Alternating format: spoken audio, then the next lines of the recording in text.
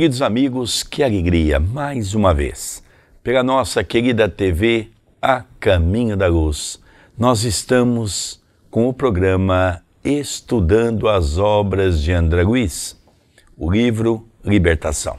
Hoje nós vamos estudar o capítulo 13º, Convocação Familiar.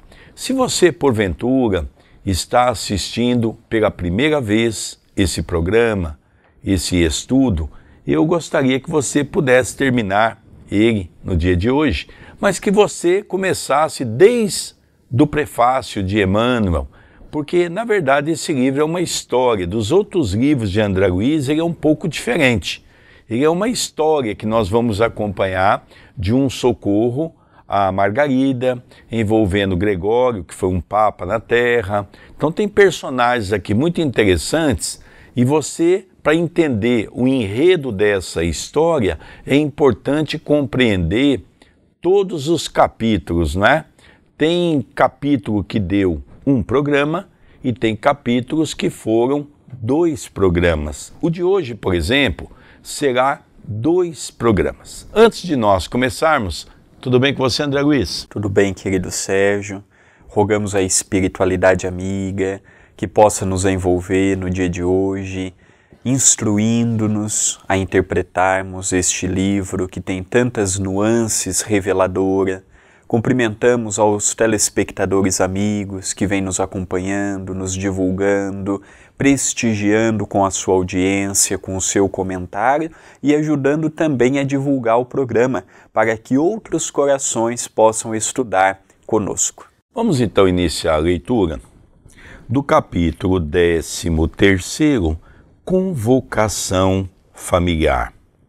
Alcançando a grande residência em que Margarida descansava, antes de nos instalarmos de novo junto à enferma, Gúbio, assistido agora pelo enorme respeito de Saldanha, dirigiu-lhe a palavra, examinando a oportunidade de conversarmos com o juiz e analisar a situação da filhinha de Jorge, ali refugiada. O magistrado residia com os parentes na ala central do vasto edifício de que Gabriel e a esposa usavam pequena dependência. Até então, não lhe havíamos atingido a zona domiciliar. É possível, informou o nosso instrutor, promovermos benéfica reunião, convocando alguns encarnados a possível ajuste. O juiz, certamente, dispõe de alguma peça em que possamos permanecer congregados por alguns minutos. Saldanha concordou, através de monossílabos, ao modo do aprendiz que se vê na obrigação de aderir indiscriminadamente ao mestre. Então nós estamos percebendo que no capítulo de hoje, após todo aquele auxílio a Jorge, a Irene, a Iracema, nós estamos percebendo agora eles retornando para a casa de Margarida, que na verdade Margarida residia com seu pai, que era um juiz, e ele que deu aquela sentença equivocada envolvendo Jorge, equivocada perante as leis dos homens, mas sabemos que perante as leis divinas também tinha finalidade de Jorge passar por aquilo. E agora eles estão retornando e vão procurar este juiz durante o repouso através do sono físico. Eles vão tentar interceder também pela neta de Saldanha, filha de Jorge, que trabalhava naquela casa, que dormia naquela casa, que tinha uma profissão naquela casa e era assediada pelo irmão de Margarida. Então eles também vão tentar envolver esta jovem, vão tentar chamar a lucidez do juiz a respeito desta e de outras situações mais, e aos poucos vão procurando ver como auxiliar Margarida, porque eram mais de 60 entidades influenciando. Eles haviam auxiliado um único personagem, que era Saldanha, mas ao mesmo tempo eles não poderiam impor a nova modificação. Então nós vamos ver o plano sendo arquitetado para levar um auxílio eficaz, eficiente a Margarida, a neta de Saldanha, filha de Jorge, ao próprio juiz que num momento equivocado tomou determinadas atitudes lamentáveis perante a sua própria consciência, e aí durante o sono eles vão procurar em espírito auxiliar esses espíritos temporariamente libertos do corpo. E nós percebemos também que até então Gúbio não se manifestou a Saldanha qual é o papel que ele desempenhava naquela casa. Bom, nós já ajudamos Jorge, ajudamos Irene, ajudamos Iracema, agora vamos ajudar a filha de Jorge e de Irene, que é uma jovem que está trabalhando naquela casa. Veja, Gúbio pensou em tudo. Vamos continuar ajudando Saldanha, porque Saldanha precisa ser tocado no coração para que ele possa auxiliar Gúbio a fazer a transformação que tem que ser feito junto a esse grupo que está assediando Margarida. Então o plano é muito bem elaborado e Saldanha ainda não se apercebeu de nada. Vamos continuar a leitura. A noite é propícia, prosseguiu o instrutor, prestativo e simples, e atravessamos os primeiros minutos da madrugada. Entramos, respeitosos, mas confesso que o sono do magistrado não poderia ser tão calmo quanto desejaria, em virtude do grande número de entidades sofredoras que lhe batiam às portas internas. Algumas rogavam socorro em altos brados, a maioria reclamava justiça. Dispunhamo-nos a visitar os aposentos particulares do dono da casa, quando um rapaz encarnado nos surge à frente, cauteloso, deslocando-se a caminho do pavimento inferior. Saldanha tocou de leve o braço de Gúbio e notificou: este é Alencar, irmão de Margarida e perseguidor de minha neta. Vejamo-lo, exclamou o interpelado, alterando-nos a direção. Seguimos o jovem, que nem de longe conseguiria registrar-nos a presença, e observamos que, após descer alguns degraus, se postava à entrada de compartimento modesto, tentando forçá-la.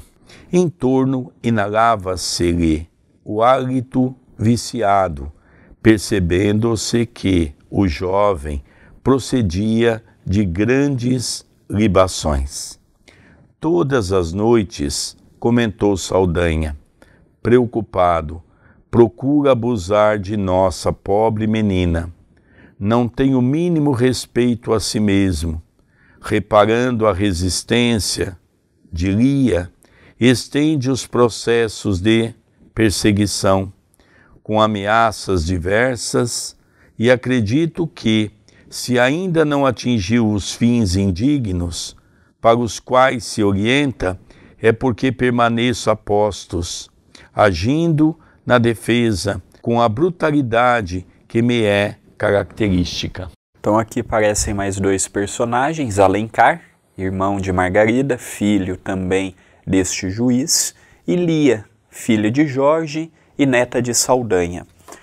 E ele procurava constantemente Lia, com pensamentos equivocados, com desejos equivocados do modo que ele gostaria de ser correspondido, e ela, com a ajuda do avô desencarnado, procuravam sempre afastar a presença de Alencar.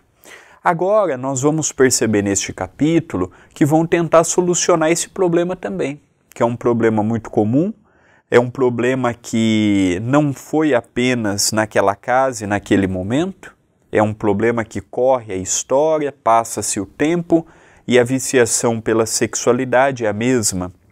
Já vimos no livro passado, No Mundo Maior, capítulos inteiros em que André Luiz procura nos ensinar, junto com os benfeitores daquela obra, em especial Calderaro, nos mostrar o quanto que a sexualidade, quando não compreendida no seu sentido profundo e no seu sentido verdadeiro, como que pode trazer à tona o ser animalizado que ainda possuímos. E Alencar, sem qualquer vínculo com a moralidade, sem qualquer vínculo com o pensamento reto, sem qualquer vínculo com a autoiluminação, ele procurava pegar estas jovens com a cabeça mais fraca, sem um familiar encarnado que pudesse auxiliá-la, mas felizmente Saldanha, mesmo que de uma forma truculenta,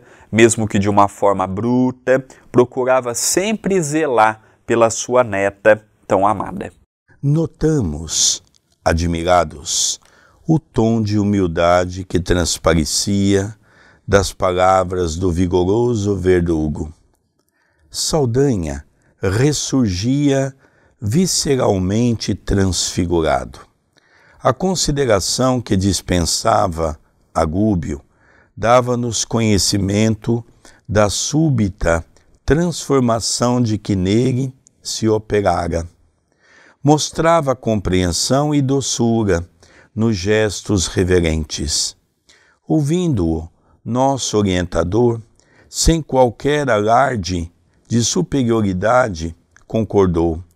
Efetivamente, Saldanha, este rapaz se revela possuído de forças degradantes e precisa colaboração enérgica que o auxilie a buscar higiene mental. Em seguida, atentamente, ministrou-lhe passes magnéticos nos órgãos visuais.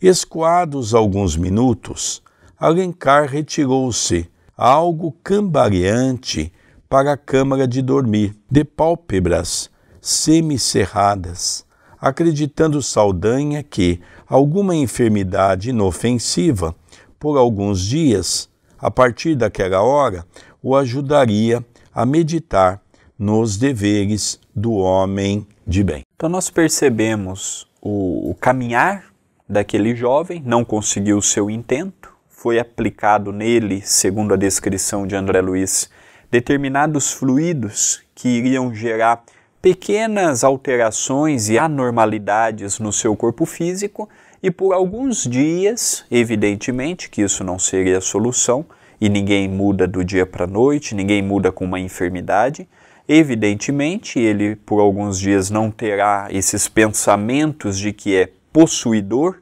e ele alimenta pelo seu próprio desejo e pela sua própria necessidade, dando um pouco de paz a Lia, neta de Saldanha. É interessante, André, querido telespectador da TV Caminho da Luz, porque Gúbio lhe aplicou um passe dentro da sua desorganização mental dos seus vícios.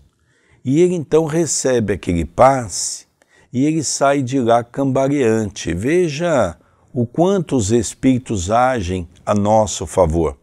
Ele começou a se sentir mal e ele então procurou o seu quarto para o descanso necessário. Era Gúbio novamente, agindo a favor da neta de Saldanha. Então nós vamos perceber que Gúbio fez um trabalho completo. Gúbio auxiliou todos os personagens ligados a Saldanha. Ajudou Jorge, o filho, que está no hospital psiquiátrico, Ajudou Iracema, a esposa de Saldanha, que estava transloucada no mundo espiritual. Ajudou Irene, a suicida, que era a esposa de Jorge, não suportou toda essa dificuldade. E agora se completa um ciclo de ajudar aquela jovem, Lia, que é a neta de Saldanha. Então agora praticamente Saldanha se curva perante Gúbio, porque ele já não está mais com aquele coração com dificuldade, aquele coração pesado de ver toda a sua família sofrendo. Então agora vai ficar mais fácil para Gúbio trabalhar com Saldanha no caso de Margarida. Vamos continuar a leitura. O obsedente de Margarida demonstrava indisfarçável contentamento. Logo após, em companhia de nosso devotado orientador, passamos ao apartamento privado do juiz. O magistrado se mantinha de corpo repousado sobre o colchão macio, mostrando, contudo, a mente inquieta, fragelada. Permitiu Gúbio que eu lhe tocasse a fronte, auscultando-lhe os pensamentos mais profundos. Naquela hora, avançada da noite, o encanecido cavalheiro meditava onde estariam centralizados os supremos interesses da vida, onde a ambicionada paz espiritual que não conquistara em mais de meio século de experiência ativa na terra, porque arquivava no coração os mesmos sonhos e necessidades do homem de 15 anos, quando ultrapassara já os 60, crescera, estudara, casara-se. Todas as lutas, no fundo, não lhe haviam modificado a personalidade.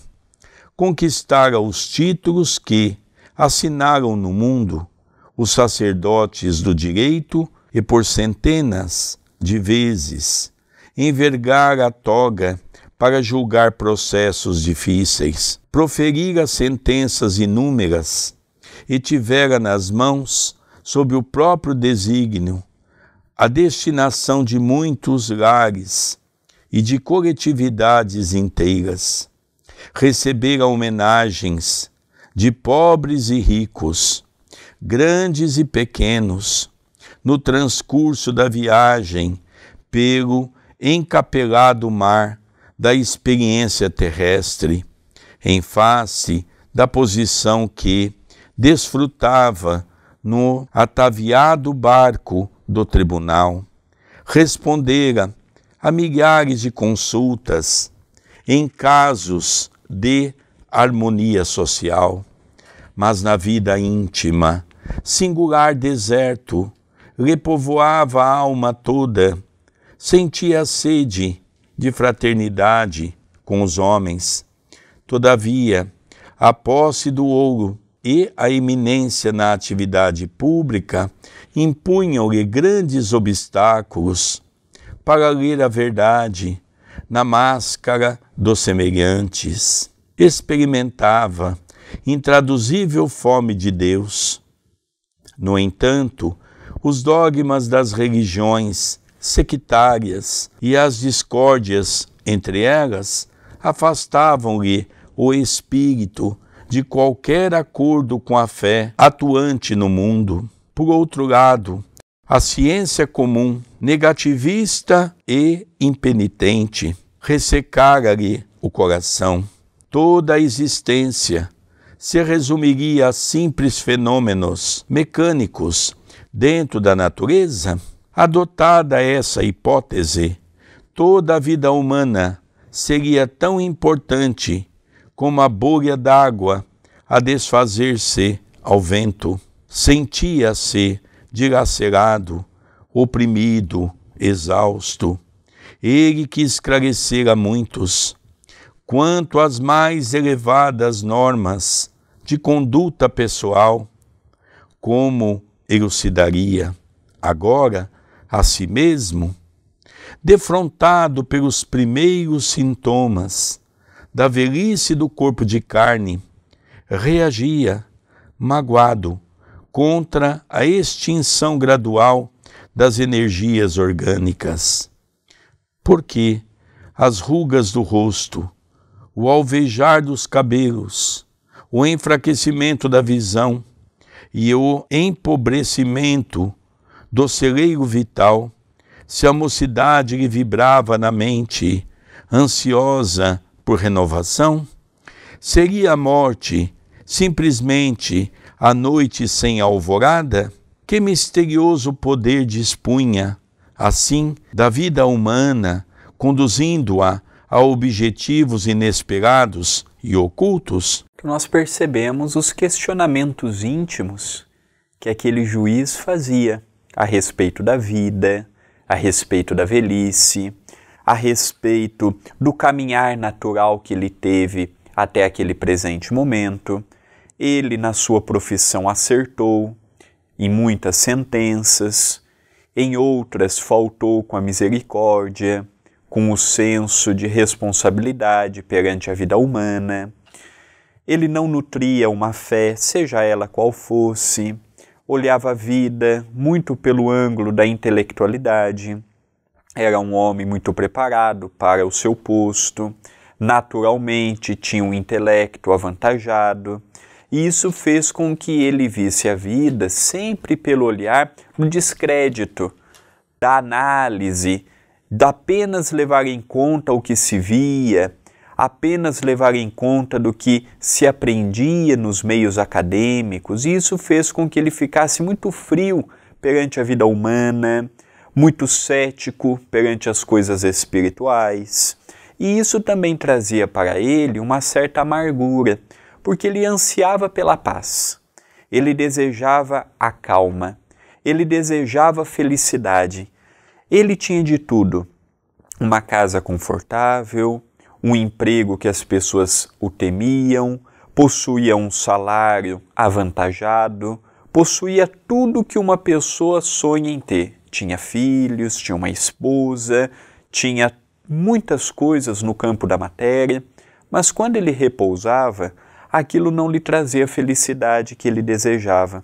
Trazia sim um conforto, trazia sim prazeres, trazia muitas coisas que os bens da matéria podem nos trazer, mas não trazia aquela paz íntima. Ele estava sempre agitado, sempre envolto de pensamentos como o que André Luiz auscultou e nos narrou no capítulo de hoje. É interessante quando o André faz essa menção por último, porque Gúbio pede a André Luiz para que ele auscultasse o pensamento do juiz e que ele pudesse repassar o pensamento para Saldanha, para Gúbio e para Eloy. Conforme o juiz ia pensando sobre a vida, de uma maneira inquieta, um homem que não tinha fé, porque não acreditava nas religiões, um homem que fez muitos julgamentos, acertou em alguns, errou em outros, foi maledicente em outros. Um homem que estava fazendo uma reflexão. Já aos 60 anos de idade, o que foi a sua vida? Relembrava o casamento, relembrava o nascimento dos filhos, relembrava os títulos que recebeu como sacerdote do direito. Ele começou a relembrar sobre tudo isso. Mas havia alguma coisa dentro dele, ele não tinha paz. E conforme André Luiz foi ouvindo os pensamentos, porque pensamento é vida, André Luiz traz para todos nós uma renovação no campo da medicina para a análise de que a nossa vida, quando em pensamento, é muito mais ativa do que nós imaginamos. Então ele tem aquele pensamento, André Luiz vai descrevendo Saldanha e Gúbio também vão ouvindo. Vamos dar continuidade para nós vermos então o desfecho desses pensamentos do juiz. Retirei a destra, percebendo que o respeitável funcionário tinha os olhos úmidos. Aproximou-se Gúbio e colocou-lhe as mãos sobre a fronte, comunicando-nos que preparar-o-ia para a conversação próxima, dirigindo-lhe a intuição para as reminiscências do processo em que Jorge fora implicado. Daí a instantes, notei que os olhos do juiz exibiam modificada expressão. Dir-se-ia contemplarem cenas distanciadas com indizível tortura. Mostravam-se angustiados, doloridos. O instrutor recomendou-me tornar à auscultação psíquica e voltei a pousar a mão direita sobre o cérebro dele. Aqui, André, nós vamos perceber, queridos telespectadores, que quando o nosso irmão Gúbio coloca a mão na fronte, é exatamente a região aonde nós temos o nosso arquivo mental. Porque Gúbio queria exatamente que ele pudesse buscar a história de Jorge. Como ele estava fazendo aquela reflexão sobre a vida, ele queria que ele buscasse a história de Jorge, na qual ele cometeu, não foi um equívoco, foi exatamente uma maledicência. Ele fez um mal àquele jovem para salvar uma outra pessoa que tinha condições financeiras. Ou seja, o juiz foi maldoso nesse caso. Então ele faz com que o juiz, naquele momento, vá buscar aquela ideia que está no seu subconsciente desse julgamento específico, e aí então ele pede a André Luiz. Agora ele já vai lembrar do caso, vai pensar sobre o caso, coloca a mão na fronte para que ele possa então dizer a Gúbio, Eloy e Saldanha o que ele vai pensar e o que ele vai meditar sobre esse capítulo. Vamos continuar a leitura. Com as minhas percepções gerais, algo desenvolvidas, ouvi-lhe os pensamentos novos. Por que razão se detinha? Meditava o pai de Margarida, naquele processo liquidado, a seu ver, desde muito, ferindo o próprio coração. Anos haviam transcorrido.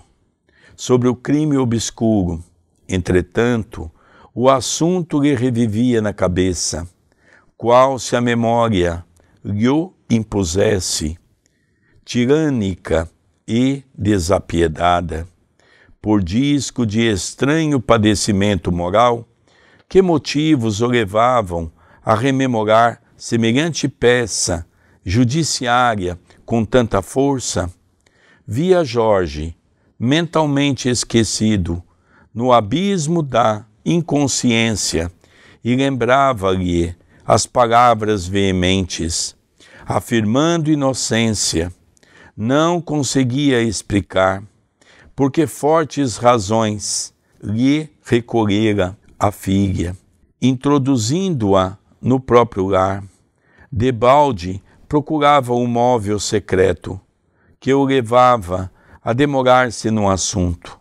Naquela madrugada de inexplicável insônia, recordou que o sentenciado perdera a assistência dos melhores amigos e a própria esposa suicidara-se em pleno desespero.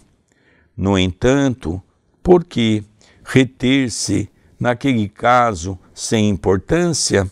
Ele, o juiz, chamado a processos incontáveis, apreciara enigmas muito mais intrincados e importantes. Não conseguia, pois, justificar-se quanto às reminiscências do humilde condenado, réu de crime comum. Nesse comenos, o instrutor recomendou a Eloy e a mim o trazimento de Jorge, fora do veículo carnal, ao domicílio do magistrado, enquanto prepararia a este último o desligamento parcial do corpo através do sono. Então eles também estão levando socorro a Jorge, que já estava lúcido, porque a mãe e a esposa não estavam involuntariamente sugando, inconscientemente, é a melhor palavra, já estava lúcido naquela casa, naquele hospital psiquiátrico, e agora eles vão tentar recompor entre o juiz, que nesse caso agiu desonestamente, condenando por um crime que Jorge não cometeu, e para isto eles começaram a puxar na memória do juiz as reminiscências daquele caso, que nós já percebemos que é de anos, não é de meses, é de anos atrás.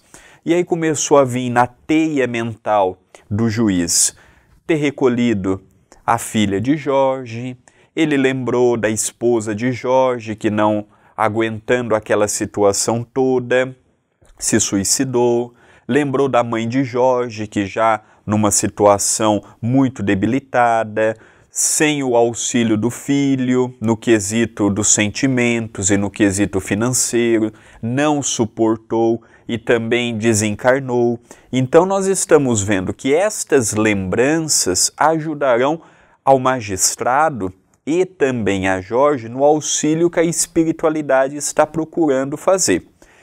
O que Gúbio pede? Para que Eloy e André Luiz fossem neste hospital psiquiátrico e pegassem Jorge e o levassem até lá em espírito. O corpo físico continuaria o seu descanso natural, continuaria dormindo, e em espírito Jorge seria conduzido por André Luiz, conduzido por Eloy até a casa do magistrado. Então já levou o auxílio a Lia, que era a neta de Saldanha. Já afastou Alencar, que é o filho do juiz, que procurava aqueles pensamentos libidinosos envolvendo Lia. E agora o trabalho centralizado neste momento do capítulo é envolvendo o juiz e envolvendo Jorge e, consequentemente, envolvendo também Saldanha, que a tudo acompanhava. Continua a leitura. Voltamos, o companheiro e eu, ao cubículo do obsediado que se achava ausente do vaso físico, em grande prostração. Administrei-lhe ao organismo perispiritual recursos fluídicos reparadores e transportamo-lo à residência indicada. A essa altura, o dono da casa e a neta de Saldanha, provisoriamente libertos das teias fisiológicas, já se encontravam ao lado de Gúbio, que recebeu Jorge com desvelado carinho e unindo os três, como quem identificando-os a uma corrente magnética de forte expressão, emprestou-lhes forças à mente, por intermédio de operações fluídicas, para que o ouvissem acordados, em espírito, tanto quanto possível. Notei, então, que o despertamento não era análogo para os três. Variava de acordo com a posição evolutiva e condições mentais de cada um. O magistrado era mais lúcido pela agilidade dos raciocínios. A jovem Lia colocava-se em segundo lugar pelas singulares qualidades de inteligência. Situava-se Jorge em posição inferior, em face do esgotamento em que se encontrava.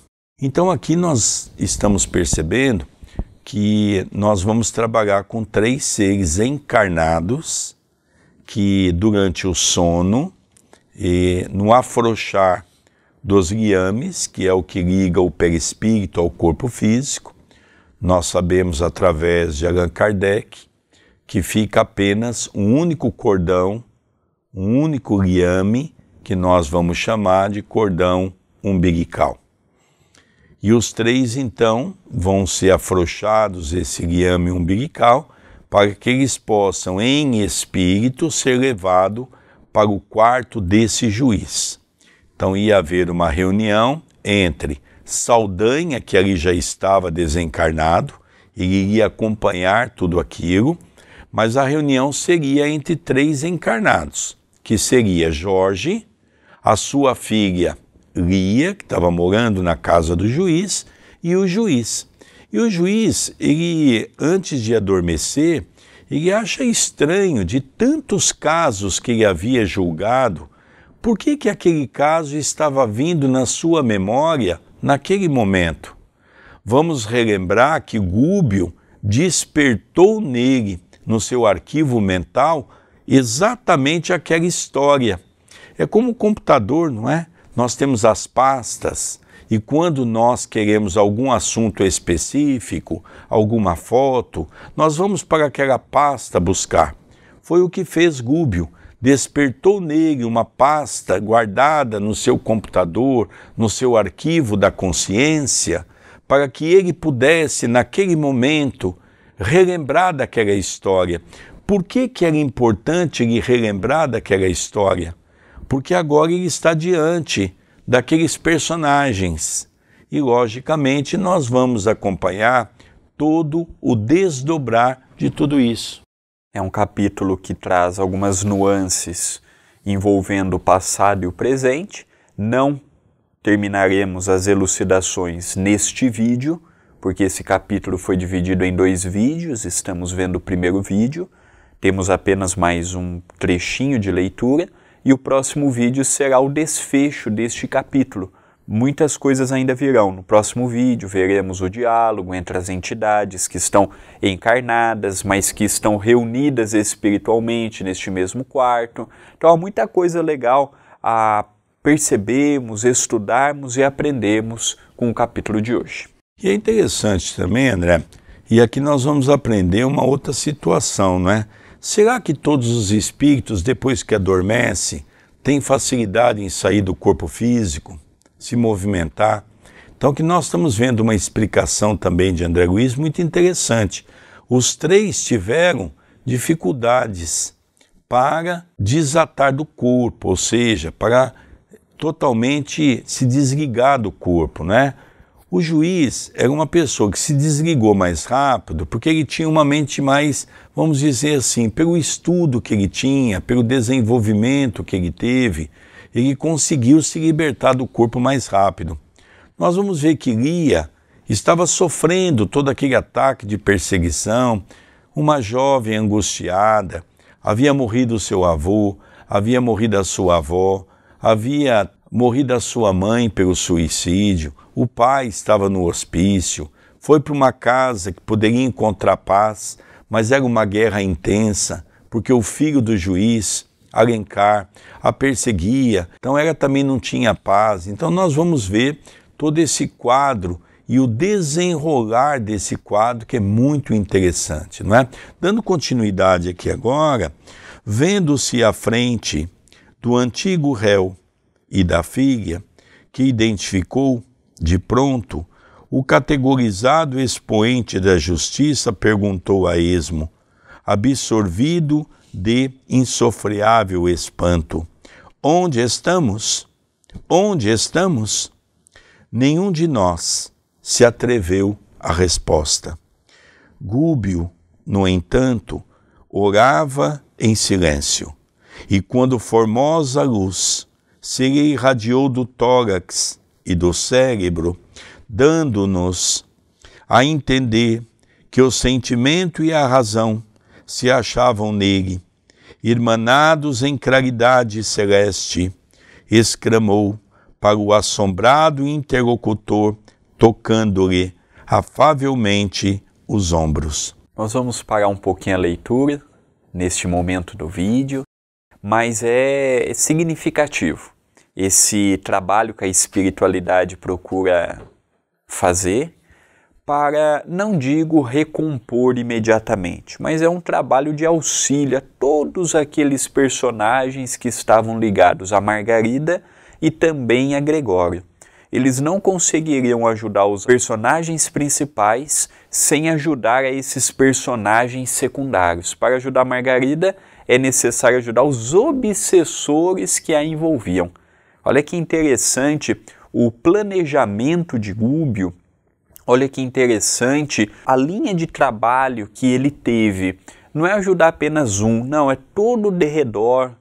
É levando luz, paz, entendimento, esclarecimento. E aquela história envolvendo Jorge, envolvendo o magistrado, e também vamos ver o porquê que Lia estava ali, porque se o problema era entre Jorge e o magistrado, na questão da sentença equivocada, Lia não tinha necessidade da Lia estar, mas pelo que vinha passando dentro da casa, pelo que vinha ocorrendo entre Alencar e ela, nós vamos ver que também será estendido o auxílio até ela. Então é muito interessante o que veremos no próximo vídeo. E um outro lado também, André, que a gente poderia fazer aqui uma menção, que é interessante, Gúbio tinha um interesse também em mostrar a Saldanha que aquele juiz, apesar de ter cometido um equívoco, ele estava ajudando a sua neta, ele gostava da sua neta. Então nós vamos perceber aqui que Gúbio usa todas as ferramentas para que realmente possa tocar o coração de Saldanha. Veja, tudo o que Gúbio está fazendo é para mostrar a Saldanha que é possível nós trabalharmos no campo do bem. De que se o juiz se equivocou, todos nós nos equivocamos. Então nós vamos perceber que Gúbio vai lidar com uma situação muito interessante, mostrando a Saldanha, porque Saldanha está exatamente agindo em Margarida para prejudicar o pai. E o juiz está fazendo exatamente ao contrário. Ele está ajudando a neta, que é a neta de Saldanha, não é? Então, Saldanha vai começar a perceber que ele não está agindo de maneira correta também. Porque se ele tem que fazer um ataque, o ataque tem que ser ao juiz, que foi quem condenou. É aquela história, não é? Ah, fulano me prejudicou, então eu vou prejudicar um familiar desse fulano. É o grande equívoco que nós cometemos, o mal sempre sendo correspondido com o mal. Então aqui nós vamos ver coisas maravilhosas, nós vamos ver aqui como é que a justiça divina interage, né? Então a gente vê, por exemplo, o juiz. O que está acontecendo aqui? Onde estou? Né? Então aqui agora vai começar. E uma coisa interessante, Gúbio estava em prece, André. Olha a importância da prece, né? Daqui a pouco perceberam do coração e da mente de Gúbio uma luz muito forte se fazia naquele ambiente. Então todos eles estavam percebendo que havia um ser que ali estava para ajudar a todos, um ser celestial. Muito bonito até aqui, e mais bonito ainda será o próximo programa, que será a continuidade desse capítulo. A TV A Caminho da Luz tem a finalidade de estudar a obra de Jesus, que é o nosso governador espiritual, as obras do nosso codificador Allan Kardec e também do seu completista natural Francisco Cândido Xavier.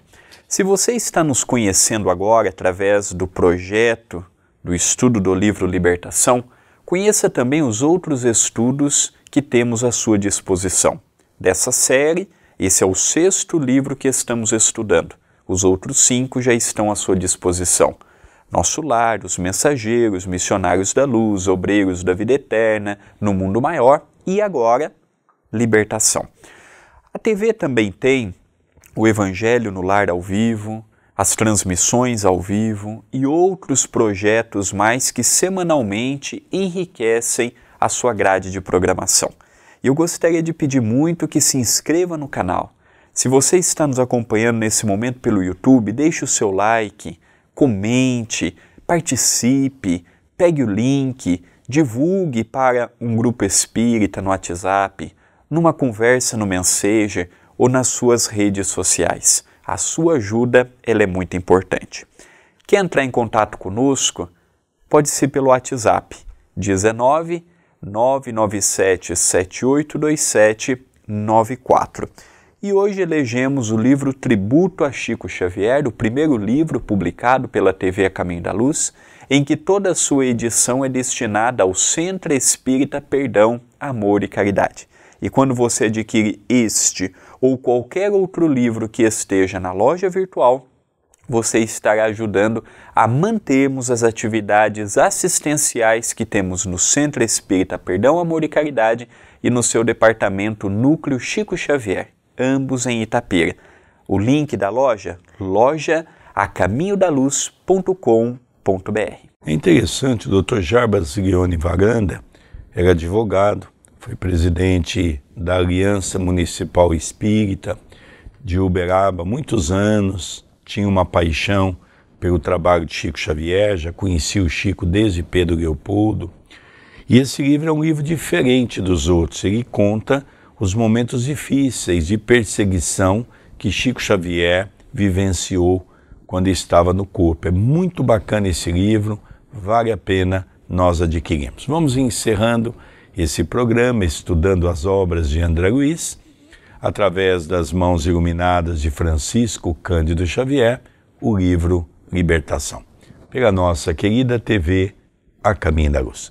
Um beijo no seu coração e até o próximo programa. Até o próximo programa.